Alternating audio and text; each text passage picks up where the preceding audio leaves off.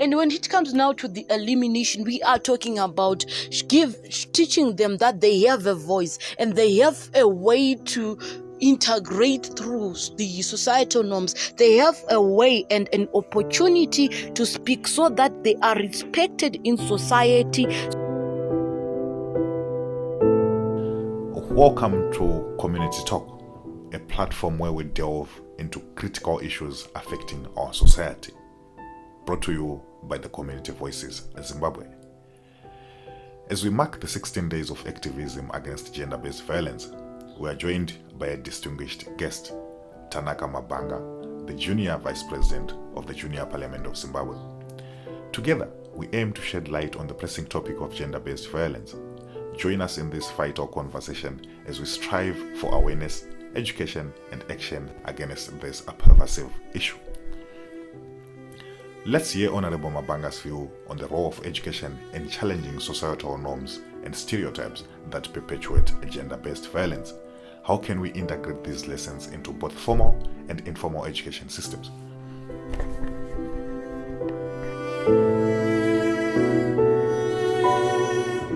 Allow me first to tackle the role of education in societal norms and stereotypes that perpetuate gender-based violence. Education in general is a manipulator. The best way now to do this is manipulating the manipulator. By saying this, I mean education is a way of allowing the mindsets of people to think in a governed specific way. So by changing this thing, we are allowing people to have a mindset that is gender-based violence tolerant free. Well, when it comes now to formal education systems, we are now talking about the formal sector which have syllabi. So the best way now to do this is involving topics in the syllabi that tackle these social norms. The best way now to do this is introduction of topics like consent, rights, and the channels to follow when it comes to reporting issues of gender-based violence. When it now comes to the informal sector, we are now looking at what is the common ground between them all. And right now in this generation, the most common ground is social media. So now the best way to do this is through social media platforms. We're talking about WhatsApp groups, Instagram pages, Twitters, and Facebook pages. So we can create posts that can be reposted. We can create online challenges that test the people on their knowledge of gender-based violence and also allow them to talk about these issues in social groups and other religious groups that can allow people to engage in informed discussions concerning this parasite called gender-based violence. That is very informative, there, Honorable. Moving forward, how can we effectively engage the public, particularly young women and girls, to heighten awareness about the profound impact of gender-based violence and actively advocate for its prevention and eradication?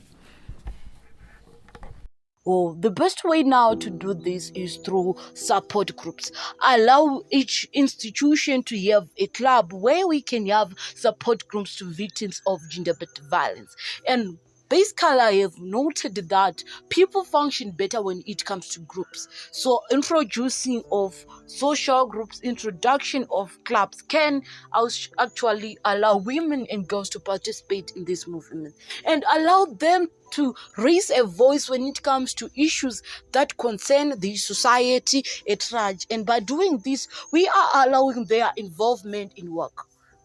And also by allowing them to participate in awareness campaigns, to participate in activism against gender-based violence can allow us to involve them in the prevention against gender-based violence. And when it comes now to the elimination, we are talking about teaching them that they have a voice and they have a way to integrate through the societal norms. They have a way and an opportunity to speak so that they are respected in society, so that they are given the respect and honor they deserve in society. By doing this now, we are giving the women and girls a chance to operate in a way that a society deem also feminine. At the same time, we are giving them their voice. Thank you so much for the explanation. My last question is, How can we promote a culture of support and empowerment for survivors of gender-based violence, both within communities and on a larger societal level? Well, when it comes now to communities, the best way to do this is by youth centers. Yes, making use of the youth centers, allow youth to learn, allow youth to advocate for their own rights, allow women and girls to advocate for their rights. The best way now to do this is teaching the community one by one. Well, we see that this generation is infested by young people. So by teaching the young people, we are allowing the word to spread through platforms such as social media. We are allowing them to talk it about this parasite them more than they are doing about gossip of other related issues. When it comes now to the society, we are looking at the legislative role at societal level. We are talking about the government now being involved in these matters and issues. We are talking about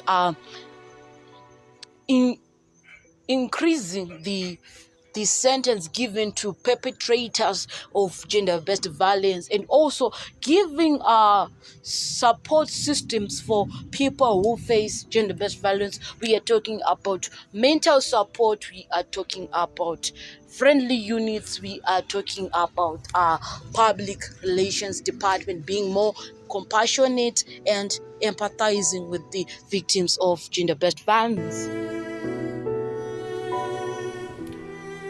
As we conclude this impactful episode focusing on gender-based violence awareness, we extend our deepest gratitude to Honorable Tanaka Mabhanga for sharing invaluable insights on this critical issue.